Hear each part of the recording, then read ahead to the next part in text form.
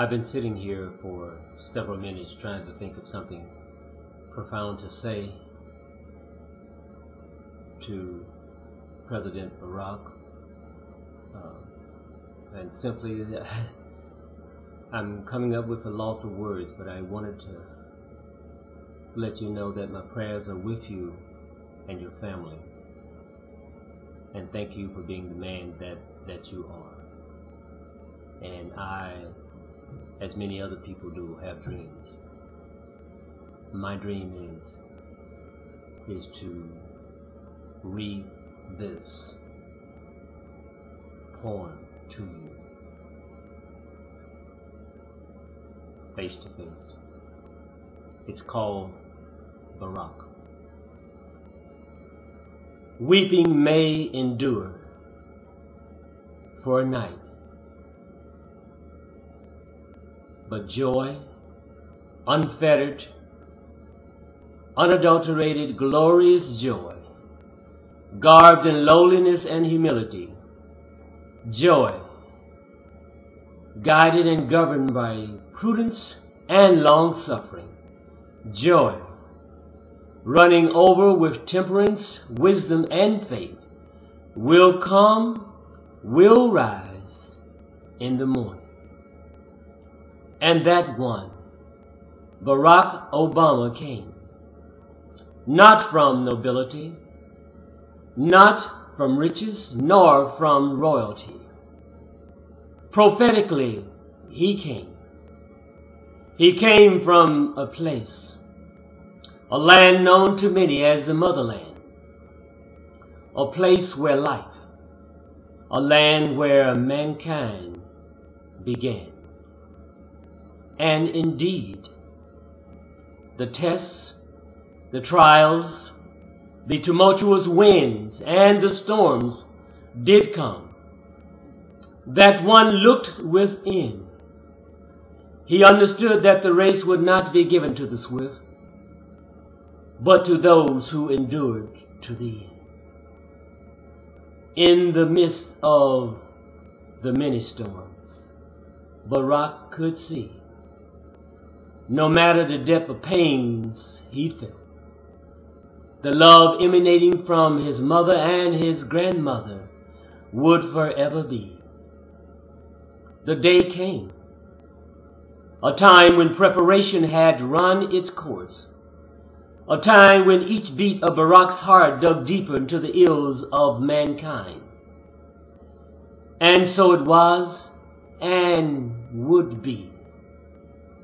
In the deepest recesses of his mind, in the abyss of all abysses, he carefully wrapped and packed his doubts and his fears and threw them within. Barack, like that full-bodied black bee that does not know it can't fly, flies. And within him, at that very, very moment in time, the mantra began. Yes, I can. Yes, we can. With compassion as his shield, hope as his helmet, and faith as his sword, the announcement, the first step was made. Because those that have, the powerful, the elite, knew not of his armor, they passed him by. A wise man will hear and will increase learning, and he that diligently seeketh good procureth favor. And so Barack made yet another step, and another, and others. Through clouds of doubts he stepped. Through non-recognition he stepped. Through a host of unwarranted and unfounded character attacks he stepped. Like that impoverished widow about to lose her sons, with only a pot of oil to her name. Barak stood. He listened, he heard the voice, and he obeyed. And just like the widow, who continued to pour oil from that single vase to fill many, Barak continued to stand, and he poured. He poured out his hope, he poured out his wisdom, he poured out his faith, he poured out his soul. Like the waters of the great falls, the oil, the money began to flow.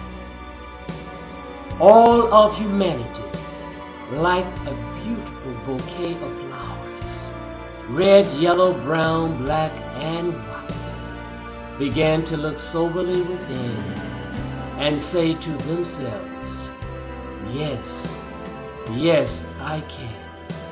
Yes, we can. And on that night of decision, they came. By the thousands, they came. Red, yellow, brown, black, and white, they came. Young, old, rich, and poor, they came with unabated anticipation. As the world did, they too peacefully stood. They watched, and they waited, and they waited. Unrestrained jubilation resounding not only in the place where that one spoke. Hope was again felt. Hope was again tangible. Hope was once again alive and well in many hearts and in many places. As Barak began to speak, a millennial all-consuming joy permeated the air. A solemn, tranquil quietness fell upon all in his presence, there and throughout the world. Spontaneously, rivers of tears began to flow. Change had come. Yes, we can. Yes, we can. And as I began, I knew weeping may indeed endure for a night, but joy will surely come in the morning. In the morning. In the morning.